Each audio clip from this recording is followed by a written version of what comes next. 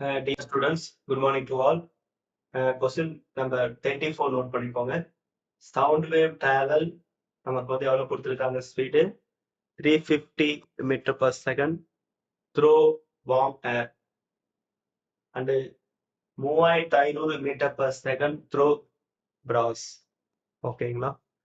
நமக்கு வந்து ஏர் மீடியத்துல 350 கொடுத்திருக்காங்க, பிராஸ் மீடியத்துல வந்து 3500 கொடுத்திருக்காங்க. நமக்கு wavelength 700 Hz acoustic wave as under brass from the warm air. நமக்கு வந்து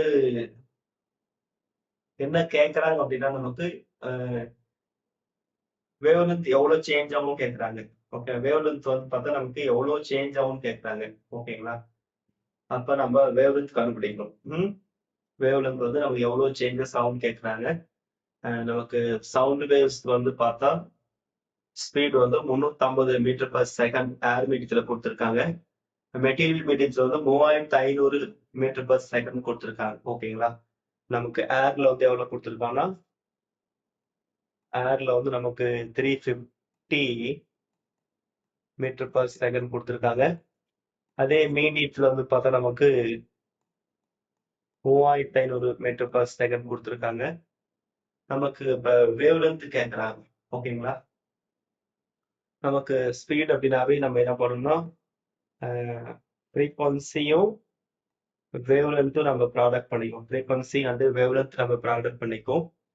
ஸோ அப்போ வந்து நமக்கு எப்பயுமே வந்து மெட்டீரியல் மீடியம் மேலே வச்சுக்கும், கீழே வந்து நம்ம ஏர் மீடியம் வச்சுக்கும்.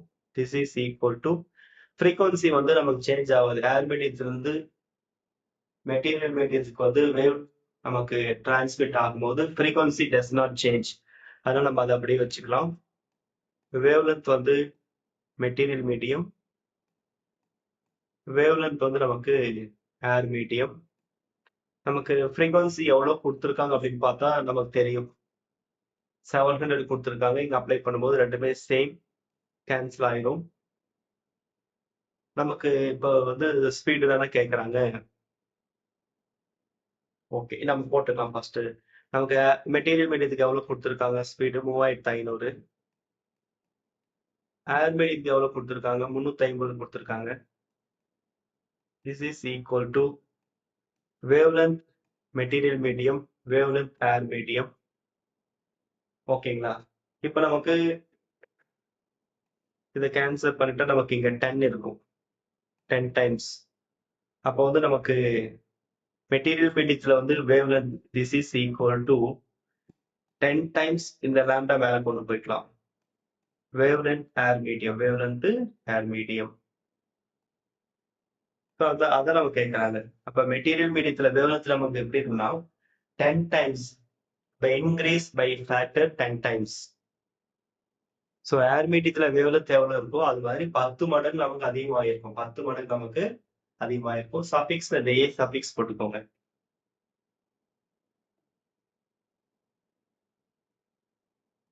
அப்ப இன்க்ரீஸ் பை ஃபேக்டர் 10. ஓகேங்களா?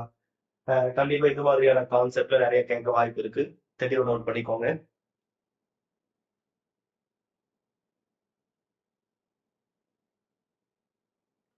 அடுத்து கொஸ்டின் நம்பர் 35 பார்க்கலாம்.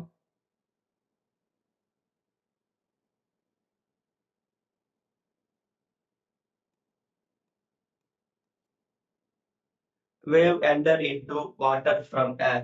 Wave enter into water மீடியத்துல இருந்து ஏர் மீடியத்துக்கு வருது. And frequency, wavelength, intensity and velocity வந்து நமக்கு என்ன கொடுத்திருக்காங்க n1, lambda1, i1, v1. in water மீடியத்துக்கும் நமக்கு கொடுத்திருக்காங்க. then நமக்கு வந்து கொடுத்திருக்க ஆப்ஷன்ல எது சேமா இருக்குன்னு கேட்கறாங்க. எப்பயுமே வேவ் வந்து ஒரு மீடியத்துல ஒரு மீடியத்துக்கு போகும்போது வேவ் லென்த் நமக்கு சேஞ்ச் ஆகும், இன்டென்சிட்டி நமக்கு சேஞ்ச் ஆகும், வெலாசிட்டி சேஞ்ச் ஆகும். ஆனா என்ன change ஆகாதுன்னா frequency remain at constant. frequency remain constant. remain constant. remain constant. இது frequency. frequency remain constant. இப்போ n1 equal to n2. ஒரு மீடியத்துல இருந்து ஒரு ஊடகத்துல இருந்து இன்னொரு ஊடகத்துக்கு போகும்போது எது மாறாம இருக்கும்னா அதிர்வெண் மாறாம இருக்கும். மீதி எல்லாமே மாறும். அதிர்வெண் மட்டும் மாறாது. ஓகேங்களா? அதிர்வெண் மட்டும் நமக்கு மாறாது. இது மிக முக்கியமான கொஸ்டின். தெளிவா நோட் பண்ணிக்கோங்க.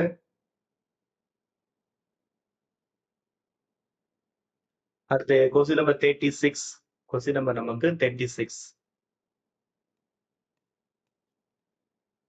In a sinusoidal wave, time required for a particular point to move from maximum displacement to zero displacement. Maximum displacement to zero displacement. Time எவ்வளவு கொடுத்திருக்காங்கன்னா 0.17 செகண்ட். நமக்கு frequency கேட்கறாங்க. நமக்கு என்ன கேட்கறாங்க? frequency கேட்கறாங்க. Sinusoidal wave, the time required for the particular point to move from maximum displacement to zero displacement. Maximum to zero. நமக்கு எவ்வளவு கேட்கறாங்க? டைம் கொடுத்துட்டாங்க. frequency நமக்கு கேட்கறாங்க. இப்ப நம்ம ஒரு sinusoidal wave நம்ம எடுத்துக்கலாம். So, இப்ப the maximum displacement to zero displacement. நம்ம total time வந்து நம்ம t நம்ம சொல்லுவோம். t. இது நம்ம t by 2 சொல்லுவோம். இது வந்து நம்ம t by 4. t by 4. So, அப்ப maximum இது 0. ஓகேங்களா? அப்ப டைம் நமக்கு எவ்வளவு கொடுத்திருக்காங்க? அப்ப டிஸ்பிளேஸ்மென்ட் நமக்கு எவ்வளவு? t by 4. அப்ப t by 4 this is equal to எவ்வளவு கொடுத்திருக்காங்க? 0.17 செகண்ட் கொடுத்திருக்காங்க. அப்ப t equal to 4 into 0.17. அப்ப 4 ஆல ப்ராடக்ட் பண்ணும்போது நமக்கு 0.68 செகண்ட் நமக்கு கிடைக்கும். நமக்கு frequency கேட்கறாங்க. frequency அப்படின்னாவே நமக்கு reciprocal of time. அப்ப 1 by 0.68. அப்ப 68 அப்படின்னா நம்ம என்ன பண்ணோம்னா 1 by 68 into 10 power minus 2 வரும். அதை மேல கொண்டு போனா 10 power 2 வந்துரும். இப்ப டேலி பண்ணும்போது நமக்கு 68 வந்து நமக்கு 1 டைம் இருக்கும். மீதி வந்து நமக்கு 32 இருக்கு. அப்ப 320ல வந்து பார்த்தா நமக்கு 47 டைம்ஸ் இருக்கும். அப்ப நீங்க டேலி பண்ணுங்க. 1.47 1.47. 4 ஆப்ஷன் கொடுக்கும்போது ஒரு டைம் தான் 68 இருக்கும். இப்ப கொடுத்திருக்க ஆப்ஷன்லயே நம்ம ஃபர்ஸ்ட் சூஸ் பண்ணிக்கலாம். ஓகேங்களா? இதனால அருமையான கொஸ்டின். ஆல்ரெடி பிராக்டிஸ் பண்ணியிருந்தா தான் ஆன்சர் பண்ண முடியும். டைரக்டா போய் நம்ம எக்ஸாம் ஹால்ல பார்த்தோம்னா நம்ம எப்படி ஆன்சர் கொண்டு வந்து நமக்கு புரியாது. ஓகே, கொஸ்டின்ஸை தெளிவா ரீட் பண்ணி என்ன கொடுத்திருக்காங்க, என்ன கேட்கறாங்கன்னு ஒரு 2 டைம் 3 டைம் நல்லா ரீட் பண்ணாத கொஸ்டின்ஸை நீங்க எந்த அளவு ரீட் பண்றீங்களோ அப்பதான் ஆன்சர் பண்ண முடியும். ஓகேங்களா? கொஸ்டின் நம்பர் 36 தெளிவா நோட் பண்ணிக்கோங்க.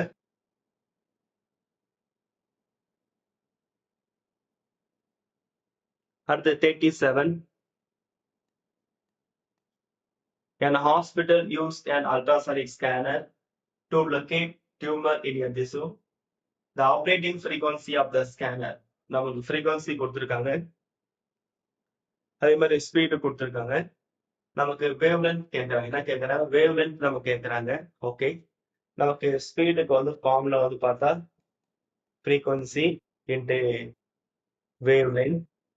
நம்ம கேட்கறது வேவ் லென்த் கேட்கறாங்க. நம்ம கேட்கறது வேவ் லென்த் கேட்கறாங்க. அப்ப மேல வந்து ஸ்பீடு மேல வச்சுக்கலாம். கீழே இந்த frequency கீழே கொண்டு வந்துடலாம். ஓகே, நமக்கு ஸ்பீட் எவ்வளவு கொடுத்திருக்காங்கன்னா 1.7 கிலோ அப்படின்னா நமக்கு 10 power 3. ஓகேங்களா? சரி, ஓகே. frequency எவ்வளவு கொடுத்திருக்காங்க? 4.2. 4. நமக்கு 2 மெகானா 10 power 6. ஓகேங்களா? ஸோ இதை ப்ராக்டிஸ் பண்ணுங்க. நமக்கு வேவ் லென்த்தோட வேல்யூ வந்து நமக்கு 4 into 10 power minus 4 meters. இந்த ஆன்சர் கரெக்டா வருதான்னு வெரிஃபை பண்ணிக்கோங்க. ஓகேவா? ஃபர்ஸ்ட் ஆப்ஷன் வருதா கரெக்டா வெரிஃபை பண்ணிக்கோங்க. இதுவும் நல்ல அருமையான கொஸ்டின். அடுத்து கொஸ்டின் நம்பர் 38. Question number 38.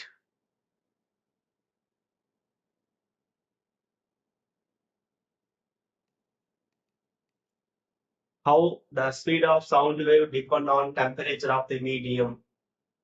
நம்ம அதாவது ஃபர்ஸ்ட் ப்ராப்பர்ட்டியே பார்த்தோம். நமக்கு டெம்பரேச்சர் ரைஸ் ஆகும்போது ஸ்பீட் அதிகமாகும். How speed of sound wave, speed of sound wave, speed of sound wave depend on the temperature of the medium. அப்ப நமக்கு ஸ்பீட் அதிகமாகும் எப்பனா increase in temperature. Temperature rise ஆகும்போது நமக்கு ஆல்ரெடி பார்த்துருக்கோம். நம்ம ஸ்பீட் வந்து நமக்கு proportional to root of T. நம்ம ஸ்பீட் அதிகமாகும் போது டெம்பரேச்சர் ரைஸ் ஆகும். அதாவது டெம்பரேச்சர் ரைஸ் ஆகும்போது ஸ்பீட் வந்து நமக்கு ரைஸ் ஆகும். ரெண்டுமே ப்ரொபோர்ஷனல் கான்செப்ட். இது மிக முக்கியமான கொஸ்டின். கண்டிப்பா டிஆர்பி எக்ஸாம் கேட்க வாய்ப்பு நிறைய இருக்கு. ஸோ நல்லா ப்ரிப்பேர் பண்ணுங்க. Okay, study well, all the best.